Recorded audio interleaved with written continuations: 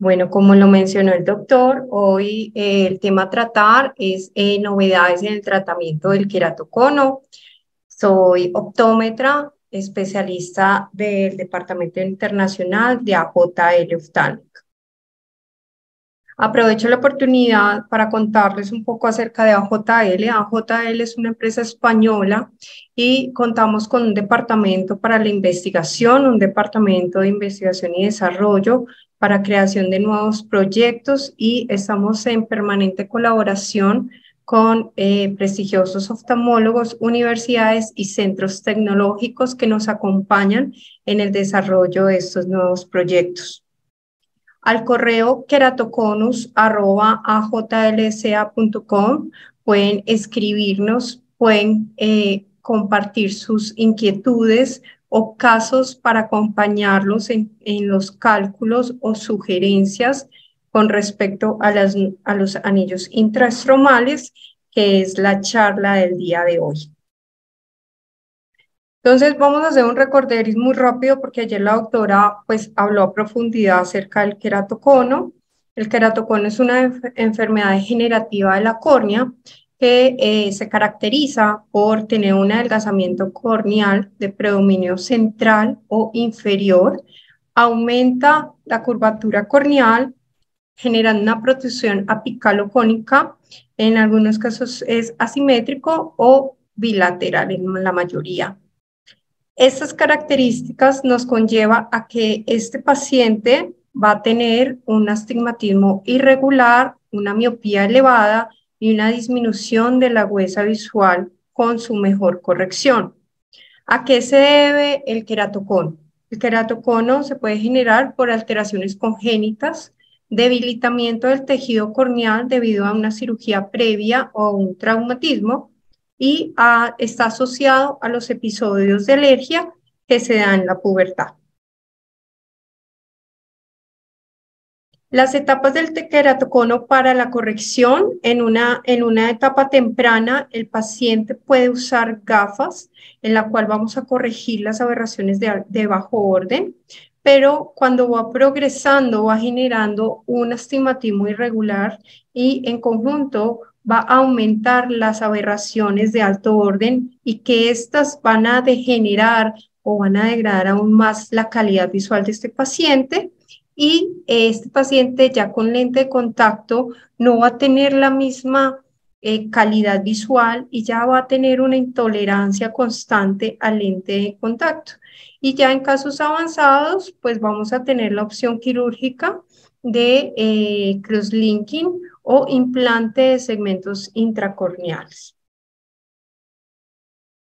Recordemos rápidamente también la clasificación del queratocono. En el estadio número 1, pues vamos a tener ya un abombamiento, unas lecturas dióptricas de miopía y de astigmatismo entre las 5 dioptrías y una lectura queratométrica y menor o igual a 48. Y ya en los demás estadios vamos a ir avanzando. En el estadio 2 y en el estadio 3 vamos a encontrar un avance dióptrico en la miopía y el astigmatismo.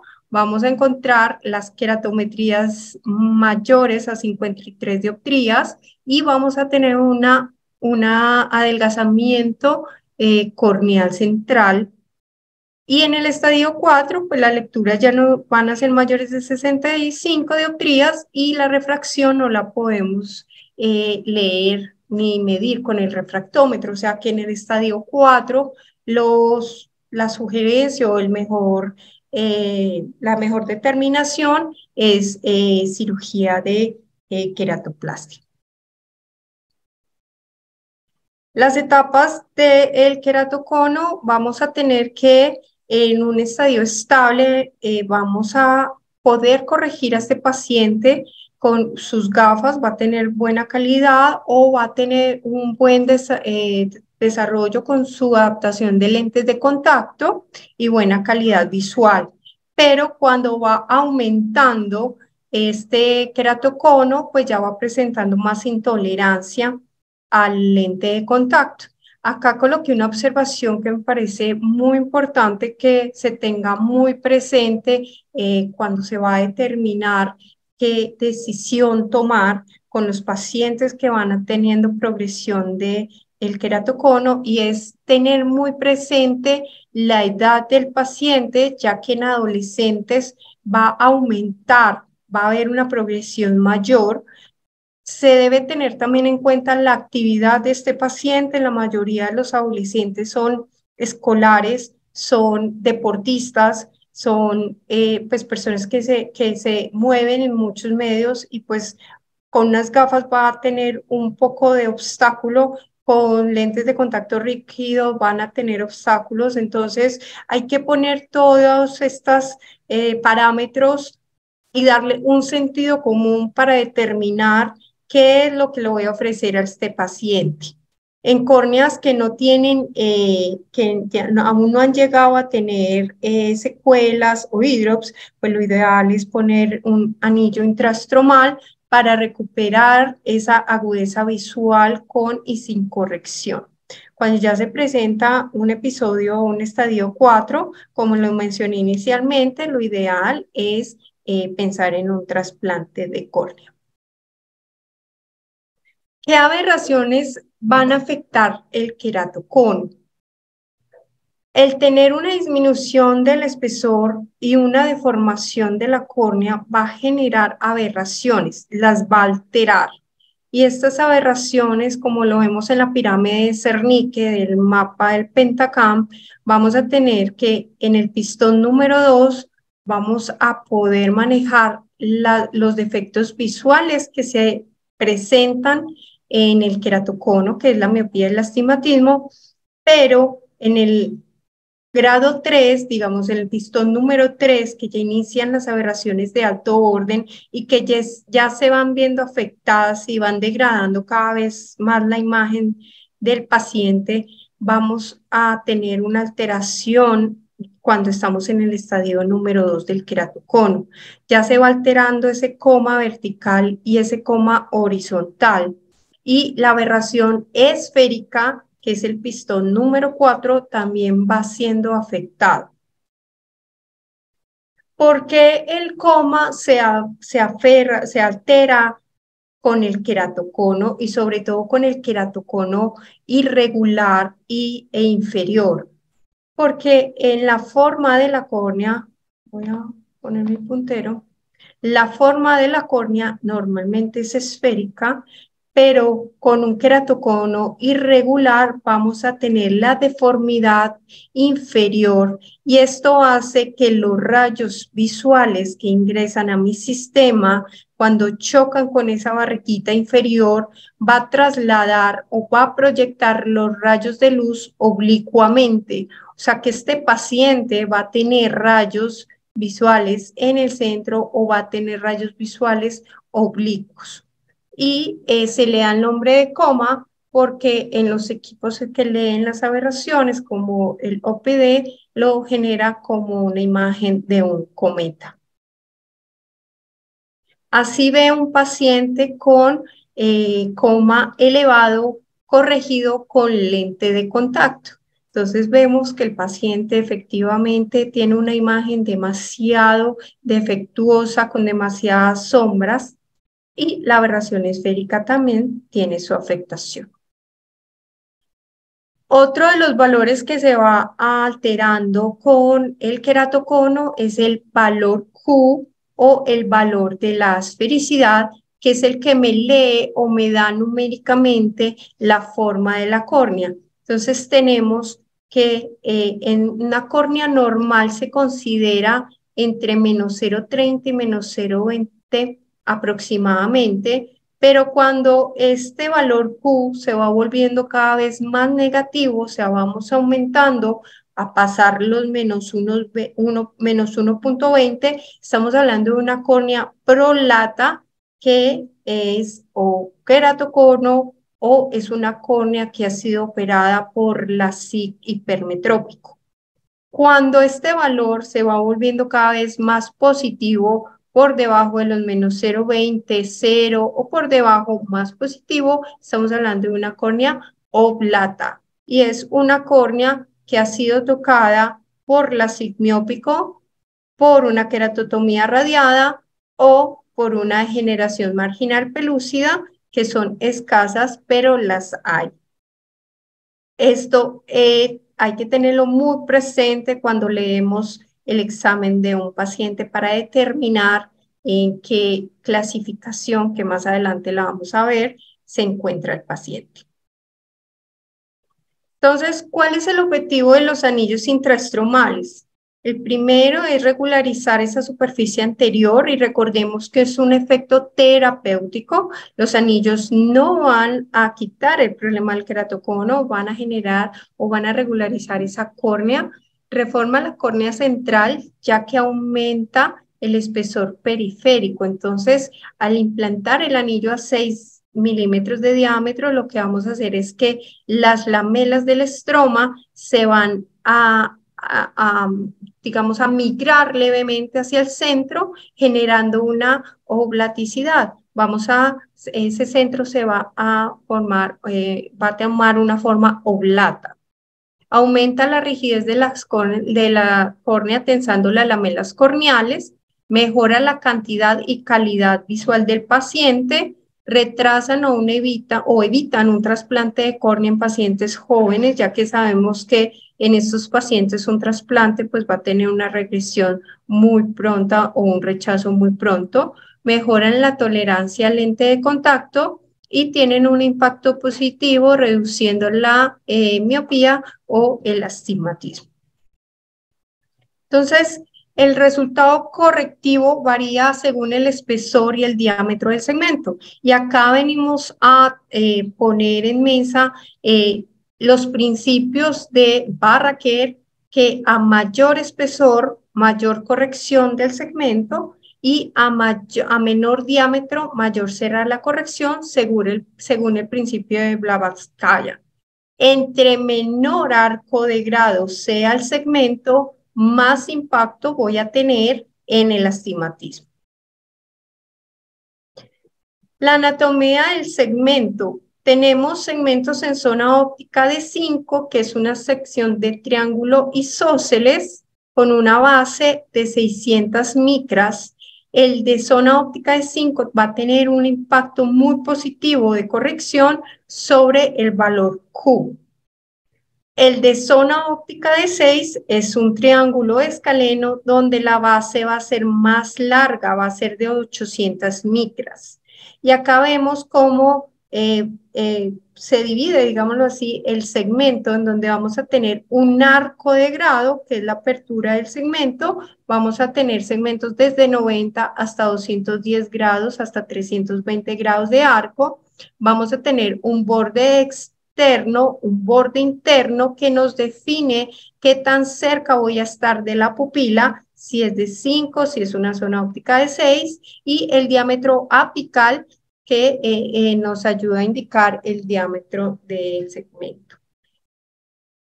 Tenemos dos agujeros de posicionamiento en cada uno de los extremos y la base que, como ya lo vimos, puede ser de 600 micras o de 800 micras. Ahora, tenemos un nuevo segmento intraestromal diseñado por AJL, que es el asimétrico, doblemente asimétrico, porque su base va a cambiar igualmente que su espesor. Vamos a iniciar con una base de 600 micras y un espesor de 150 micras y va a cambiar aumentando esa base a 800 micras y puede terminar ese espesor en 250 micras o 300 micras dependiendo del caso que vamos a calcular. Y dos arcos de grado, 160 grados o 210 grados de arco, con horario y contrahorario. Ahora, ¿qué mapas topográficos requiero para realizar el cálculo? En la topografía Galilei, el topógrafo Galilei, va a ser mucho más sencillo porque ellos presentan este topógrafo resume la información solamente con el mapa de 4 refractivos. Vamos a tener la información queratométrica. Recordemos que esta evalúa el valor de asfericidad como excentricidad y debemos cambiarlo a valor Q negativo, excentricidad al cuadrado. Vamos a tener la información de queratocono y vamos a tener el mapa paquimétrico muy importante para determinar la profundidad del segmento. El mapa de aberraciones me lo presenta de manera resumida, de tal forma que yo consiga fácil la información. Y acá tenemos el valor del coma número 3 con su valor en micras y su ubicación en eje, que más adelante lo vamos a necesitar para el cálculo. Cuando tenemos Pentacam, el mapa de anillos corneales es supremamente efectivo para tomar la información, ya que contamos con la información queratométrica, información de asfericidad, mapa sagital, mapa paquimétrico, mapa de elevación posterior, el cálculo del punto más delgado en diferentes diámetros, ya sea de 4 a 6, de 5, 9 a 7 o hasta 8 milímetros, que es importante tenerla, y la información del coma. En caso de no contar con este mapa, el mapa de cuatro mapas refractivos, valga la redundancia, nos va a ayudar muchísimo. Pero ojo, van a tener presente que el valor de la Q o de la esfericidad tiene que estar seteado para evaluación a 8 milímetros o 30 grados. En este mapa, ¿qué vamos a encontrar? Vamos a tener el mapa sagital, que me va a presentar la forma del cono. Vamos a tener el mapa paquimétrico, el mapa de elevación posterior para ver cómo se está comportando, si está central o si ha tenido progresión hacia la periferia. Y en el mapa de la pirámide de Cernique también nos va a brindar la información del coma. Solamente vamos a tener presente que se evalúe a 6 milímetros de pupila, que esté seteado en aberración por wavefront total corneal y que esté en imagen 2D, porque tengo que ubicar el eje del coma para los cálculos. ¿Cómo saco la información del coma en micras? Hago la sumatoria algebraica del coma horizontal y del coma vertical. Ahora, entrando más en detalle, vamos a revisar la clasificación del queratocono según el doctor José Alfonso, que en muchas oportunidades lo han mencionado, y es que de tanta clasificación que antes había del queratocono, él lo centró en 3 puntos súper importantes. Uno es localizar la ectasia, si es central, paracental o periférica. 2, la diferencia del eje topográfico plano versus el eje del coma. Y 3, la esfericidad corneal. El valor Q, si está normal, menos 0,25, si está mayor, hacia el menos 1,25, menos 1,50, o si está cada vez más positivo. De esa clasificación salieron 5 fenotipos de queratocono. Los 5 fenotipos se dividen en centrales, paracentrales y periféricos. En los centrales tenemos el tipo Nipo-Lopezón, el tipo Bowtie o corbatín. En los paracentrales solamente tenemos el croissant, y en el periférico vamos a tener el dog y el snowman. Voy a iniciar con estos dos, ya que son digamos, de dudoso pronóstico con los anillos simétricos. Y por esto fue que se diseñaron los doblemente asimétricos AJL Pro Más para estos dos fenotipos, ya que con los actuales simétricos tenían que decidir si mejoraban o regularizaban córnea, o mejoraban calidad visual, o mejoraban astigmatismo. Con los AJL Pro vamos a tener que corregir el coma siempre y cuando este patrón sea mayor a 2 micras, y también nos va a permitir corregir aquellas córneas post-LASIK que se fueron ectasiando y que requieren de nuevo tener una calidad óptima de visión. Entonces, el tipo pato, vamos a tener que una diferencia entre el eje del topógrafo plano versus el eje del coma. Para mi ejemplo, tengo el eje plano en 24 grados y en amarillo y mi eje del coma está a 60 grados. Esta diferencia me identifica este caso como un DOG. ¿Por qué? Porque 24 menos 60 grados me da 36 grados, o sea que cumple o está dentro de estos dos parámetros. También debemos evaluar cuánto están las micras de este coma. Entonces, para esto voy a hacer la sumatoria algebraica de mi mapa de Zernike, en donde vamos a tener un coma por encima de 4 micras, o sea que es apto para corregir con anillo doblemente asimétrico. Este es un caso real del doctor Carlos Gordillo, oftalmólogo especialista de córnea del Instituto Saldívar, que es uno de los mayores implantadores del segmento asimétrico AJL Pro en Latinoamérica.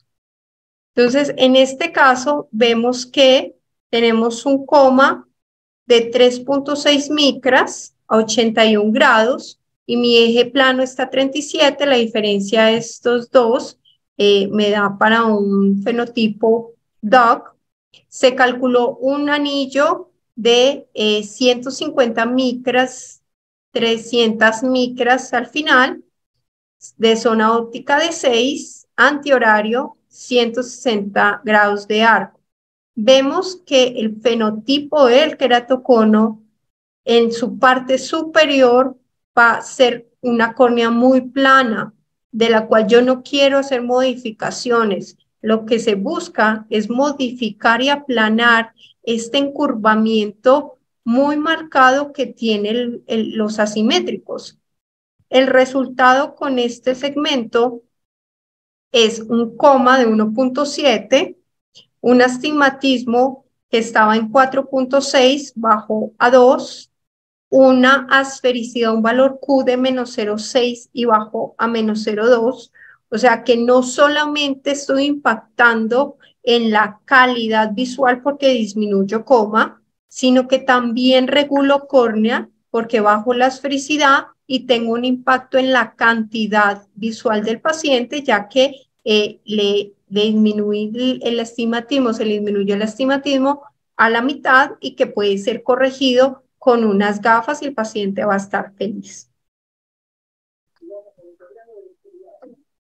Ahora miremos el tipo Snowman. En el tipo Snowman, la diferencia entre el eje plano y el eje del coma va a ser mayor a 70 grados. Estos ejes ya se vuelven perpendiculares uno al otro. Tenemos en mi ejemplo un eje plano a 160 y un eje del coma a 90 grados. Y vemos la imagen del Snowman, es una protuberancia o una queratometría demasiado elevada en la parte inferior. Igualmente la parte superior se conserva plana y por ende con un anillo simétrico no se va a lograr mejorar la calidad visual. Este caso lo tomamos del anillo de mapa anillos corneales, en donde vamos a tener a la mano el valor del coma, 2.1, y el eje situado.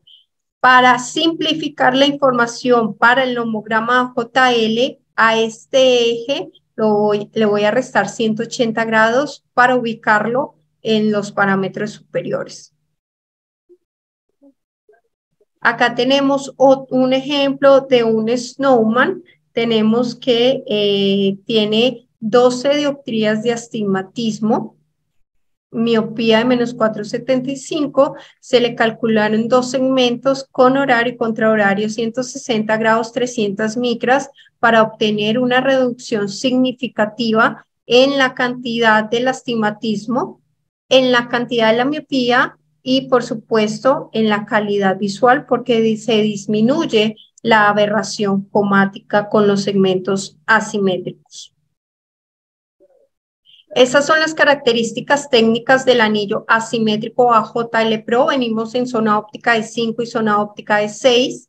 Es un anillo triangular Su base en las dos zonas ópticas va a progresar de 600 a 800 micras y en los dos casos vamos a tener una progresión de 150 micras a 250 o a 300 micras, la parte final del segmento.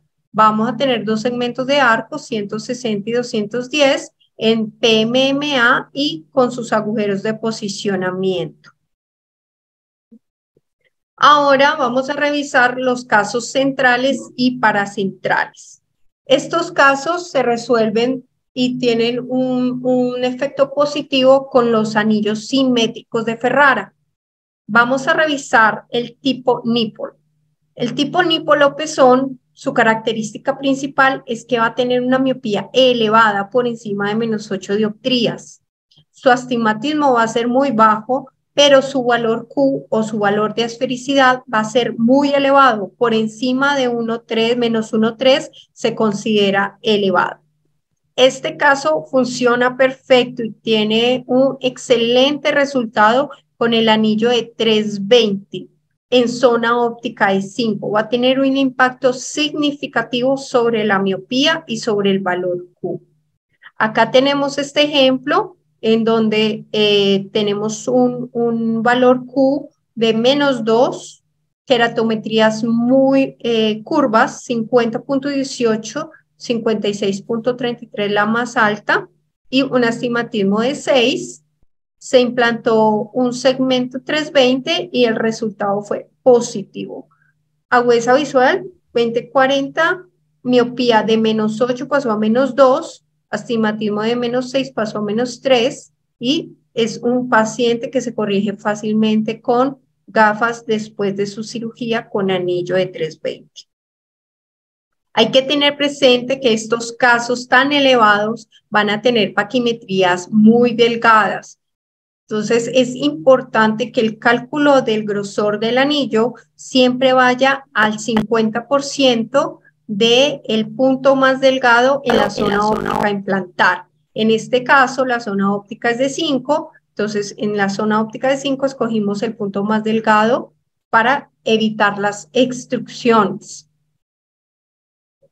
Ahora revisemos en el caso de un bow tie, que sigue siendo un queratocono central tipo corbatín. Este patrón o este fenotipo va a continuar con la esfericidad o valor Q alta, va a tener un astigmatismo alto y un coma muy bajo. Acá ya vemos que en el mapa de elevación posterior vemos cómo esa protuberancia o ese crecimiento central disrumpió la parte más plana, generando ya una ubicación del astigmatismo, generando dos islas alrededor. Este caso se soluciona en la mayoría de los casos con dos segmentos en zona óptica de 5. Recordemos el principio que entre más corto el segmento, más corrección va a tener el astigmatismo. Entonces, este caso se ve con un impacto positivo con dos segmentos de 140 grados. Recordemos que las micras la determina el espesor, el punto más delgado en el anillo, o sea, de 5 de zona óptica, y el grado del astigmatismo. Astigmatismos por encima de 8 dioptrías van a tener más impacto con un espesor mayor, o sea, 250 micras, y astigmatismos por debajo de 8 va a solucionarse fácilmente con un 200 micras o 150 micras. Ahora revisemos el caso del croissant, que es el paracentral.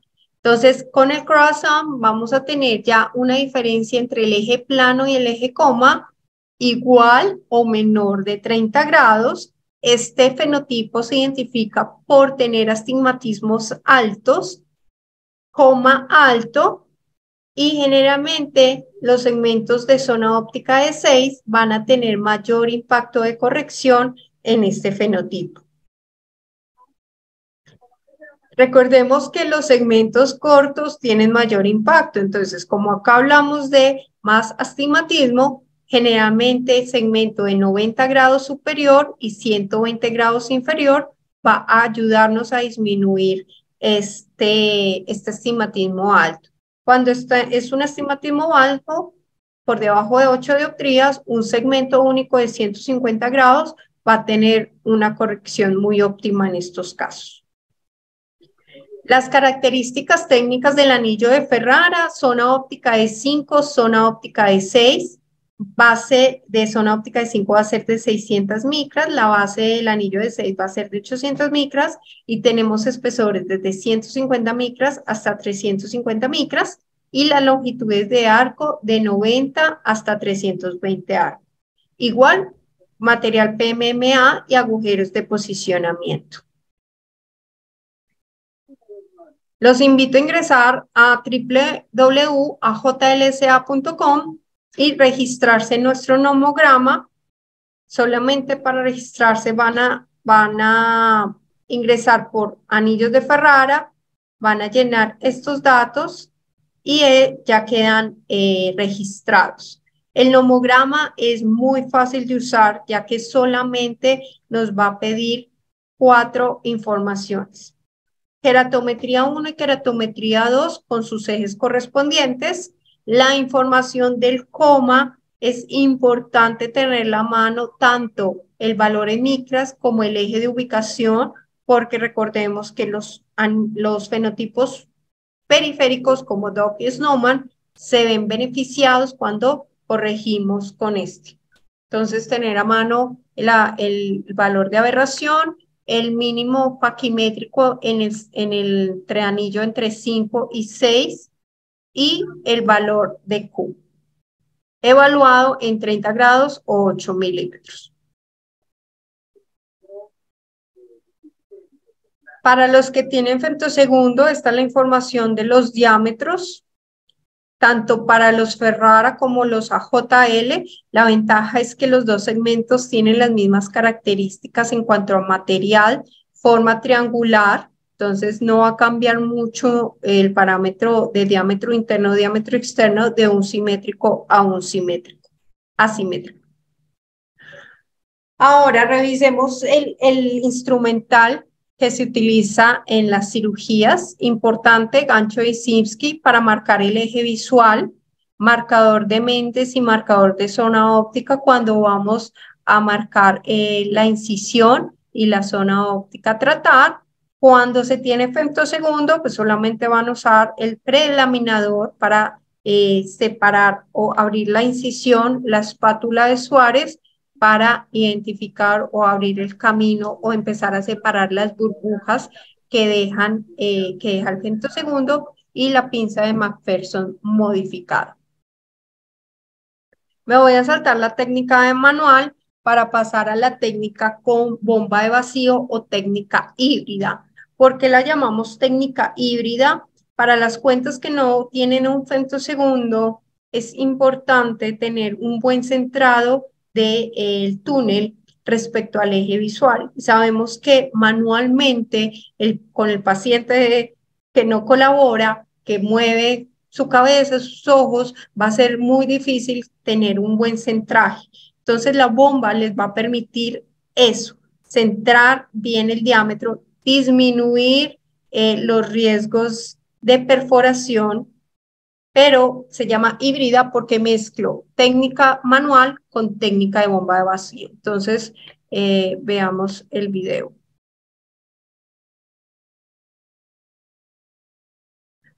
Iniciamos como la técnica manual: marcar zona óptica e incisión con el cuchillete de diamante. Genero el corte de la incisión, separo capas con el preliminador y ahora sí entra la bomba de vacío.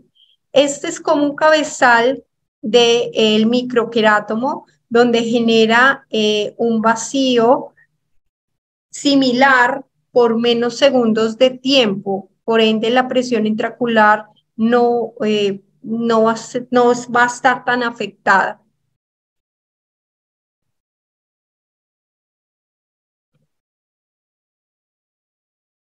Tenemos tiempo para cuando se aumenta el vacío a 0,64, aunque no, en la mayoría de los casos no llegamos hasta tan alto vacío. Y ya cuando tenemos el vacío activo, ingresamos el disector con horario y contrahorario. Vemos que la succión sigue hasta terminar de separar las lamelas y generar el diámetro del túnel. Y ya acá terminamos como la técnica manual.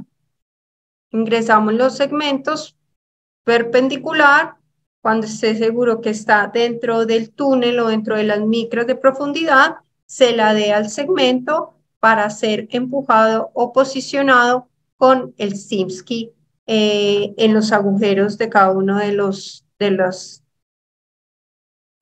posiciones.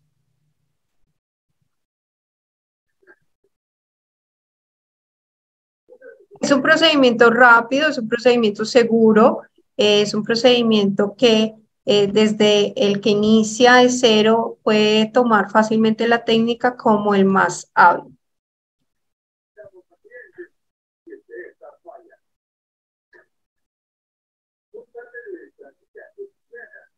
Me voy a devolver acá para poder presentarles este video con femtosegundo.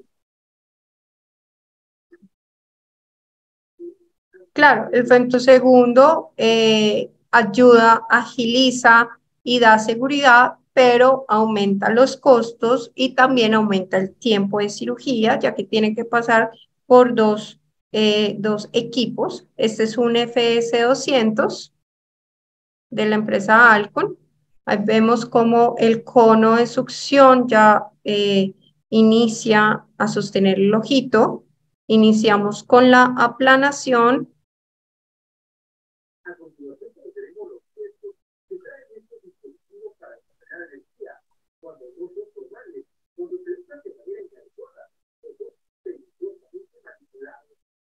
Y genera ya la fotodisrupción generando el túnel.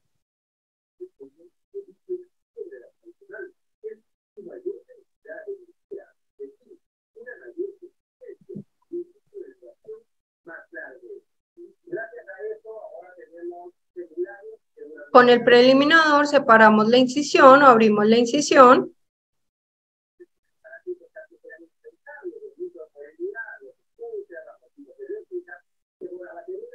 Y ya está listo para implantar los segmentos.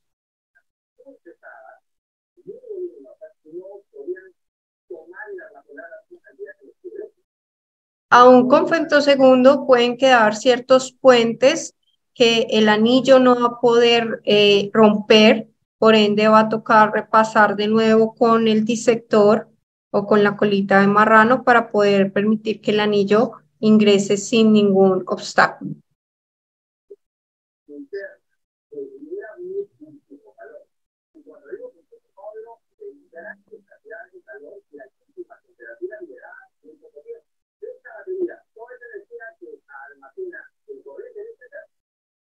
Cuando son dos segmentos se recomiendan enfrentarlos uno al otro versus la incisión que va a ser en el eje más curvo.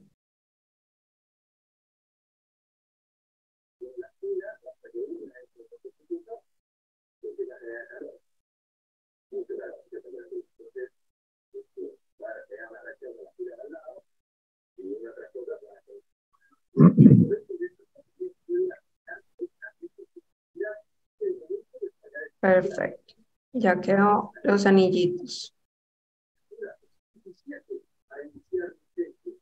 Me voy a saltar estos dos pasos que es con la bomba de vacío. Y para terminar, como conclusión, tenemos que el queratocono es más agresivo en niños y adolescentes. El implante de anillos intrastromales brinda la posibilidad de mejorar la agudeza visual tanto en cantidad y calidad con corrección y sin corrección. El mayor desafío se encuentra en el correcto cálculo de los segmentos. La técnica híbrida, o sea, utilizar la bomba de vacío, permite realizar un procedimiento seguro y reproducible. y es una excelente opción cuando no se cuenta con femtosegundo. Muchas gracias por su atención. Recuerden que cualquier consulta nos pueden escribir a keratoconus@ajlca.com y quisiera escucharlos si tienen dudas o inquietudes. Muchas gracias, doctora Carolina. Ha sido una excelente exposición. Y bueno, las preguntas si las pueden hacer, por favor, al chat para que lo pueda responder. Mientras van haciendo sus preguntas, yo le quería consultar. El eje que piden en el nomograma es el eje del coma vertical, ¿verdad? El eje del coma total. Ah, el coma total. Entonces, Porque en el Galilei te da el eje del coma vertical y te da el eje del coma horizontal, pero generalmente te da el eje del coma vertical. Por eso que veo que en el Pentacam sí te da la información, pero en el Galilei, ¿qué eje se utiliza en todo caso? Generalmente los dos ejes van a estar muy cercanos el uno al otro. ¿Por qué? Porque el eje comático siempre va a estar en la posición inferior de la córnea. Lo que pasa es que el Galilei lo simplifica y lo resume a la superior. Por eso siempre lo vamos a encontrar en el eje vertical. Pero en el eje en el coma del Pentacam sí va a ser el eje total, completo del coma. Entendido. En ese caso, si digamos cuando el nomograma da, también te da, me imagino, la información de dónde hacer la incisión, me imagino, ¿no? En Correcto. este caso, la incisión es la incisión donde está el eje del coma vertical o del coma total, o utiliza el eje más curvo. El eje más curvo. En todos los casos se va a ir con el eje más curvo. Ok. Muchas topográfico. Gracias. Claro, el eje topográfico. Correcto. Los costos de los anillos asimétricos, me imagino que deben ser mayores de los simétricos. En el hospital donde yo trabajo, pues utilizo los anillos de Ferrara, pero utilizo principalmente anillos simétricos. Felizmente la mayoría de los patrones que tengo son patrones simétricos. He tenido muy pocos DAC, que son son los menos frecuentes, pero no tengo un DAC definitivamente es un dolor de cabeza. Exacto. Son los más difíciles de recorregir con los segmentos simétricos porque o te generan un cambio en la esfera o generan un cambio en el eje del astigmatismo residual. Y que para un paciente va a ser un dolor de cabeza. Sí, sí, había tenido un caso así, por eso es un problema. O sea, el paciente, o sea, por ejemplo, de la topografía es todo maravilloso, la refracción mejora, pero el paciente no siente que mejora mucho. Eso es algo que sí he visto. Por eso sí es complicado, definitivamente. Es correcto, y la razón es porque como la parte superior de esta córnea es plana, pero la parte inferior es demasiado curva, entonces el segmento simétrico va a hacer el cambio por igual en ambos sectores. Entonces, al aplanar aún más lo que está plano, va a hacerte cambiar tanto la esfera, hacerla más hipermetrópica, al eje te lo va a rotar. Entonces, ya para corregir un paciente de estos con un lente de contacto va a ser un poco difícil porque va a tener una variedad o, digamos, cambios de visión. Entonces, un día se va a sentir cómodo con el lente, pero probablemente en la noche va a tener las aberraciones más altas. Y cuando adapta lentes de contacto después de anillos, ¿utiliza los RGP o utiliza lentes esclerales? Porque el problema es que la zona, bueno, mi temor siempre ha sido que la zona como se eleva, siempre he tenido el temor de que empiece a, ¿cómo se llama?, tocar y que después pueda hacer una extrusión, ¿no? Que es el paciente sigue sobándose los ojos. Entonces, ¿qué prefiere, semiesclerales rígidos o utiliza esclerales? Convencionales depende de la economía del paciente, porque sabemos que los esclerales suben mucho el costo para un paciente, que muchas veces pues recogen de todos lados para poderse operar, pero la ventaja que te dan los asimétricos es que como regula también la córnea, te permite corregir con lente convencional blando, incluso con gafas. Porque es interesante, con lentes blandos. Claro, con un blando convencional porque los astigmatismos quedan por debajo de 3 o de 3,50 y recuerda que el lente blando convencional tiene una corrección máxima hasta 2,75. Entonces, esa es una gran ventaja para estos pacientes. Ujú. Acá hay una pregunta del doctor Castro. ¿En los pacientes con miopías altas sin queratocono se puede poner anillos para corregir miopía? Lo preferible no. Los anillos se implantan siempre y cuando tengamos alteraciones en la curvatura, alteraciones en la esfericidad, alteraciones en la paquimetría, porque es que vas a modificar una córnea cuando no tiene el problema. Totalmente de acuerdo. Por eso hay otras alternativas como los lentes El ICL o también ICL, correcto, o los Artisan, definitivamente, ¿no? exactamente. Una córnea que no es ectásica no se le puede colocar anillos. Es Ujú. correcto. Si no hay aberración, o sea, si no hay una alteración significativa de queratocono, no lo toque con anillos.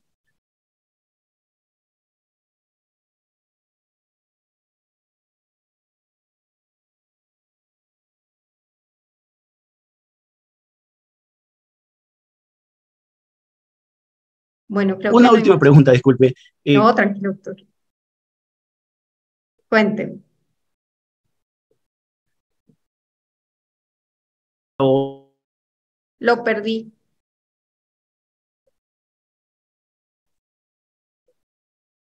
Doctor. Disculpe, no sé si me escuchó, salí un No, ratito. doctor, lo perdí, se interrumpió. Disculpe, sino que era por el tema de los anillos de Medifacos, que también tienen como se llama, un estudio triangular, pero su punta, digamos, está un poco más hacia afuera, ¿no? No sé si hay alguna diferencia refractiva, porque, bueno, en la experiencia que yo tengo, la verdad no he visto mucha diferencia, pero no sé si usted tiene alguna experiencia, algún conocimiento, algún estudio sobre eso. No, doctor, la verdad es que la forma del segmento impacta más cuando la base y el espesor los dos son asimétricos realmente y disminuye el riesgo de extrusión con una base o con un extremo más curvo que lo Ujú, convencional. claro. Pero todo depende de escoger el anillo adecuado para el caso indicado. Ujú. Ok, creo que ya no hay más preguntas. Bueno, agradecemos su presencia, la charla ha sido muy interesante. Y es pues a nombre del Comité Directivo de la Sociedad Peruana de Oftalmología Filial Centro, una vez agradecemos su presencia y apoyo también de TAGA.